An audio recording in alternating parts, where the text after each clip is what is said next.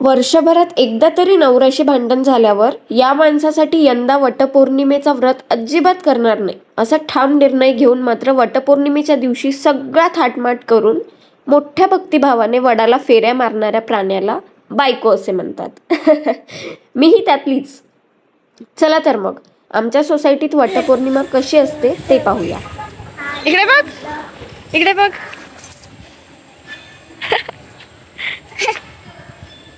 माझ्याकडून काही ना काही गडबड होणारच म्हणून यंदा शहाणपण दाखवत पुरणाचा घाट आदल्या दिवशीच घातला. मी पुरणात जायफळ घालते. तुम्ही काय घालता? जायफळ की वेलची? कमेंटमध्ये नक्की सांगा. आणि हे झालं पुरण तयार. आज मी जरा आजारी असल्यामुळे आजच्या दिवसापुरती माझी आई झाली आहे आमची धीरा मॅडम. तर आज आहे वटपौर्णिमा आणि मी उठली आहे सकाळी 6 वाजता. मस्त चहा झाला, अंघोळ, देवपूजा सगळं झालं आणि आता खरी धावपळ सुरू.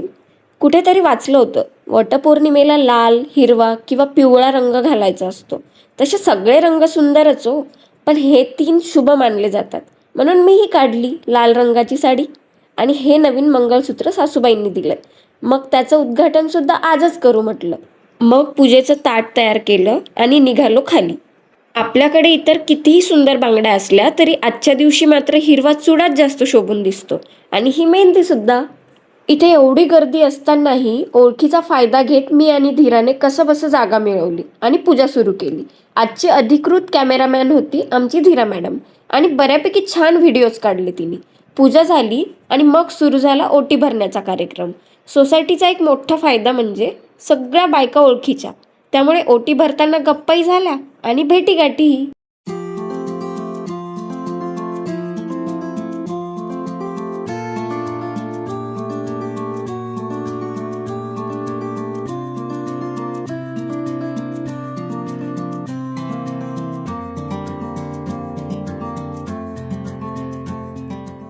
व्हिडिओ काढून आमच्या मॅडमला जरा भूक लागली होती. मग उरलेलं पंचामृत कुठे गेलं हे वेगळं सांगायची गरजच नाही.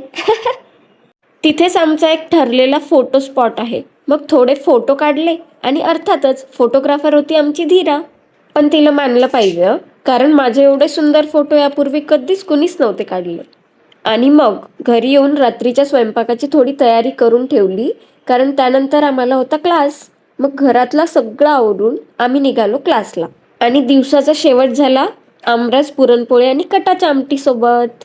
तुमची वटपौर्णिमा कशी झाली कमेंटमध्ये नक्की सांगा. तोपर्यंत बाय.